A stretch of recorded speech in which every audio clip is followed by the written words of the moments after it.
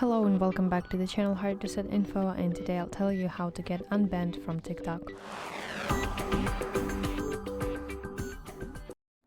To get unbanned from TikTok, firstly you should understand why ban happened. Usually bans occur because of violating TikTok's community guidelines, like posting inappropriate content or using banned music.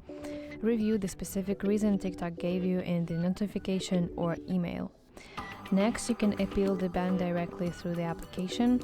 So you should open TikTok, go to your profile, tap 3 horizontal lines in the top right corner to go to settings, then find report a problem, and then explain clearly and politely why you think the ban was a mistake and how you will avoid similar issues in the future.